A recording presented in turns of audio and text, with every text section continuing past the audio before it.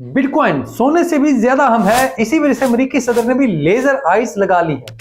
Bitcoin का 2024 में top $1,21,000 से कम होगा। अगर इस साल कहीं भी ये इसे टच करेगा तो हम इसी सूरत में एक ड्रॉडाउन देखेंगे, क्योंकि ये सबसे बड़ी रेजिस्टेंस वैल्यू है। बिटकॉइन की मार्केट कैपिटलाइजेशन बढ़ने से आल्ट कॉइन के लिए रैली के इम्कानात बढ़ गए हैं। इस अहम तरीन मौजू पर बात करने के लिए ही मैंने ये वीडियो बनाई है। मैं हूं अली रेहान, आप देख रहे हैं crypto Baba. Let's dive deep.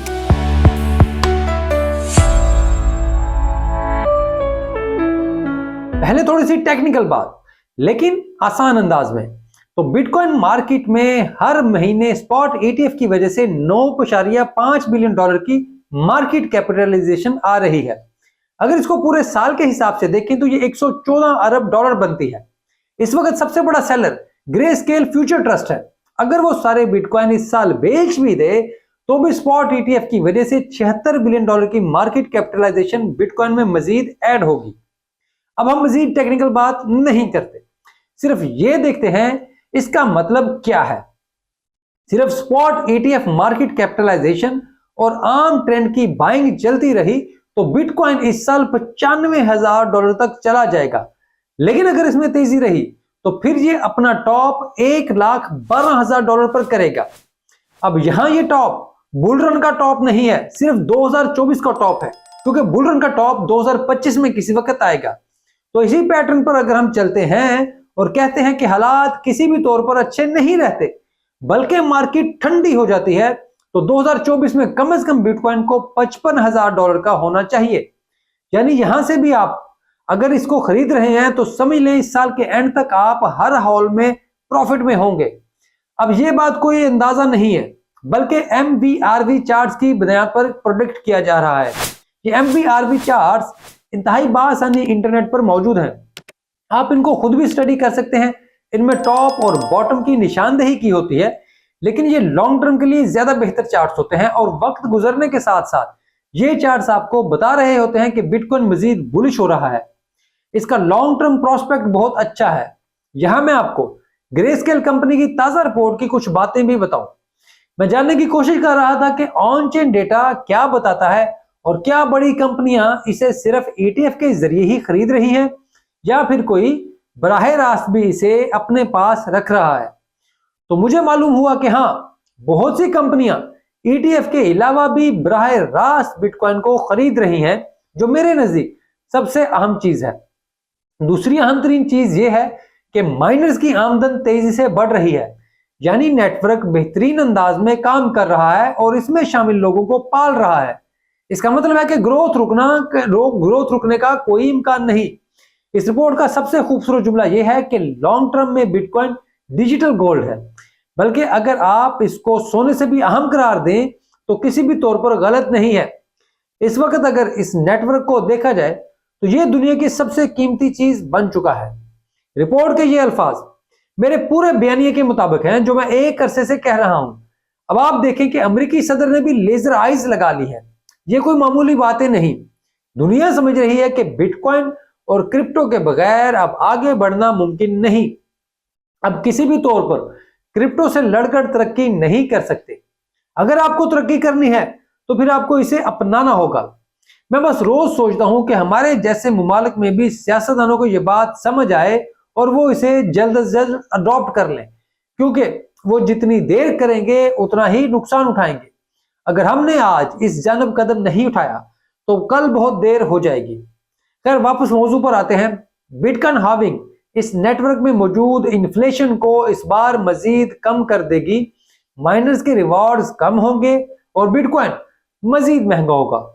इसके अलावा बिटकॉइन पर BRC-20 स्टैंडर्ड आने से NFTs का काम इतना ज्यादा हो रहा है, जिससे ना सिर्फ ऑर्डिनल्स की धूम मची हुई है बल्कि नेटवर्क को ग्रोथ का एक नया रास्ता मिल गया है।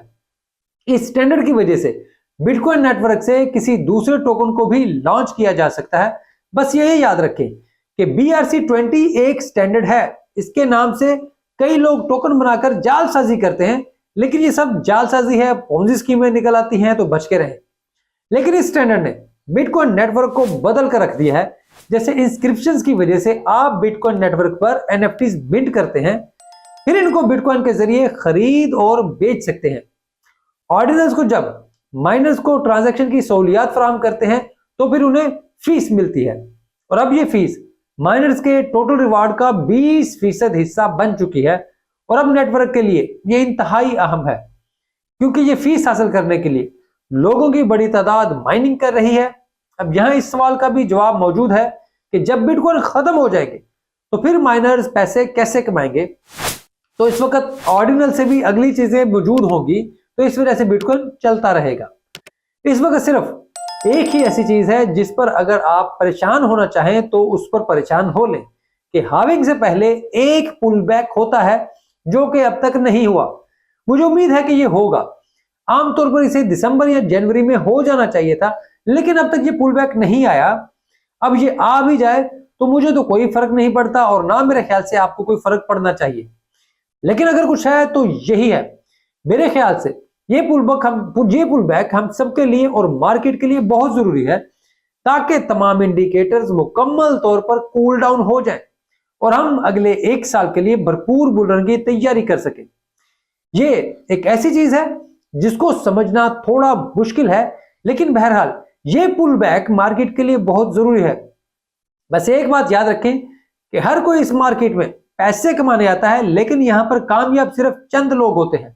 कामयाबी मजबूत जहन के लोग हासिल करते हैं। ऐसे लोग जिनके पास कोई प्लान हो, जो किसी प्लान पर चल रहे होते हैं। वो 10 को 100 में तब्दील करते हैं, फिर 100 को 1000 में, फिर एक बुल रन के बाद अगले बुल रन का इंतजार करते हैं, और 1000 को 1 लाख और फिर 10 लाख में तब्दील करते हैं। जिंदगी बदल लेते हैं।